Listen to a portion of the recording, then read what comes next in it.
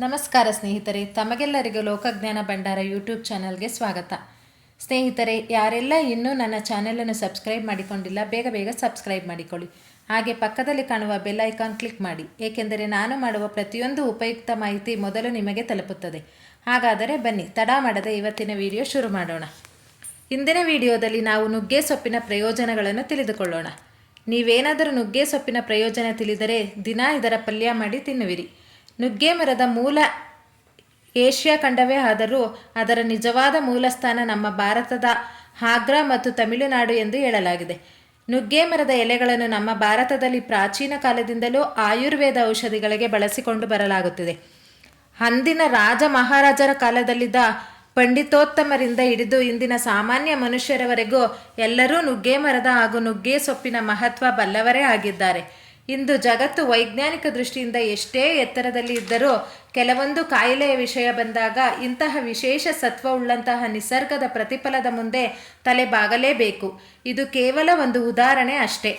ವೈಜ್ಞಾನಿಕ ಭಾಷೆಯಲ್ಲಿ ನುಗ್ಗೆ ಮರವನ್ನು ಮೋರಿಂಗಾ ಒಲಿಫೇರ ಗಿಡ ಎಂದು ಗುರುತಿಸಲಾಗಿದೆ. ಇದರಲ್ಲಿರುವ ವಿಶೇಷ ರೀತಿಯ ಔಷಧೀಯ ಗುಣಗಳಿಂದ ನುಗ್ಗೆ ಸೊಪ್ಪನ್ನು ಮಾಂತ್ರಿಕ ಸೊಪ್ಪು ಎಂದು ಕೆಲವರು ಬಲವಾಗಿ ನಂಬಿದ್ದಾರೆ.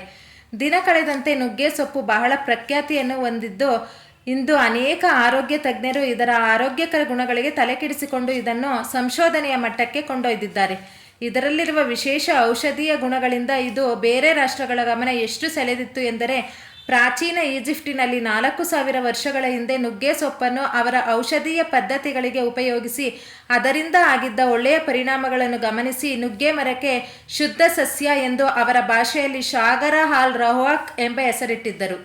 ಇಷ್ಟೆಲ್ಲ ಹಳೆಯ ಇತಿಹಾಸ ಹೊಂದಿರುವ ನುಗ್ಗೆ ಸೊಪ್ಪು ಇಂದಿನ ಔಷಧೀಯ ಉತ್ಪನ್ನಗಳಲ್ಲಿ ಮತ್ತು ಪ್ರಾಣಿಗಳ ಆಹಾರ ಉತ್ಪನ್ನಗಳಿಗೆ ಕೂಡ ಹೇರಳವಾಗಿ ಬಳಸಲಾಗುತ್ತಿದೆ.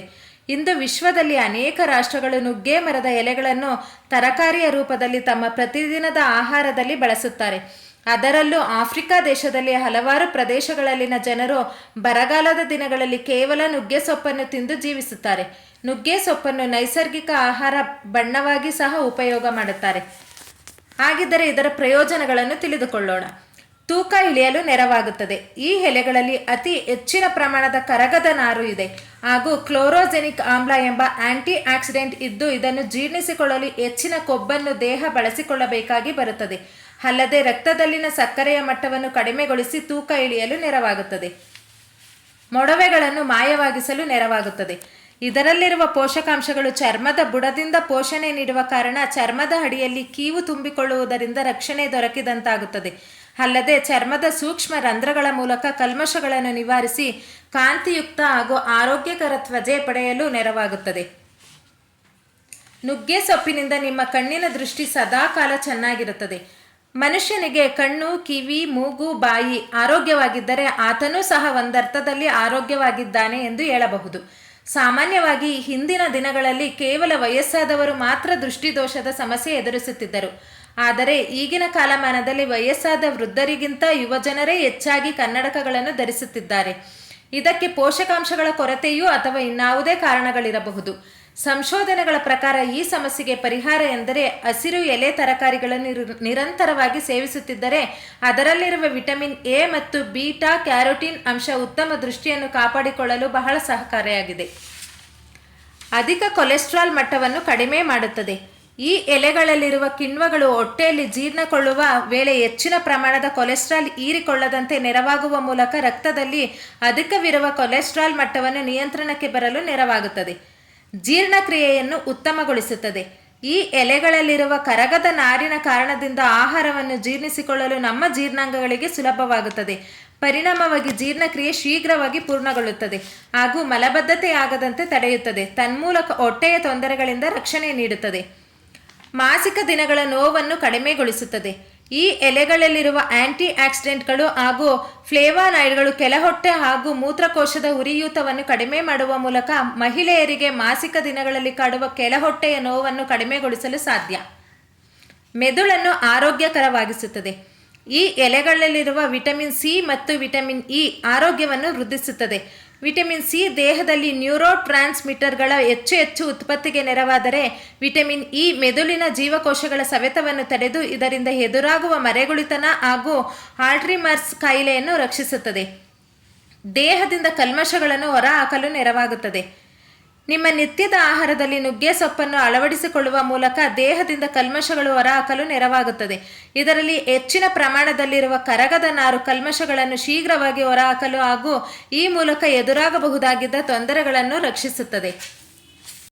ನಿದ್ರಾರಾಹಿತ್ಯದಿಂದ ರಕ್ಷಿಸುತ್ತದೆ.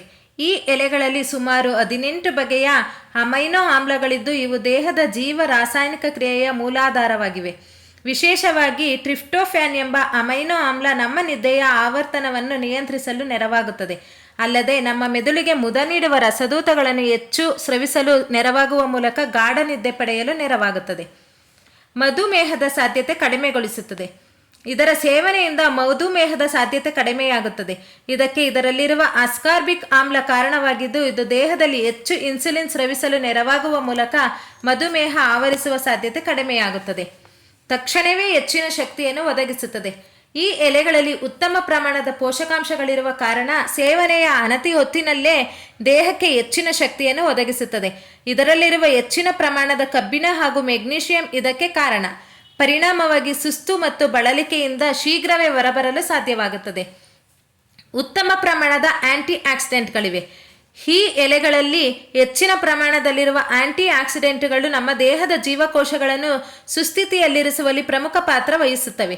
ಒಟ್ಟಾರೆಯಾಗಿ ಸುಮಾರು 30 ಬಗೆಯ ಆಂಟಿ ಆಕ್ಸಿಡೆಂಟ್ಗಳಿದ್ದು ಇವುಗಳು ಕರುಳು ಕ್ಯಾನ್ಸರ್ನ ಸಾಧ್ಯತೆಯನ್ನು ಕಡಿಮೆ ಮಾಡುತ್ತದೆ ಹಾಗೂ ಆರೋಗ್ಯಕರ ತ್ವಚೆಯ ಮೂಲಕ ವೃದ್ಧಾಪ್ಯ ಆವರಿಸುವುದು ತಡವಾಗುತ್ತದೆ.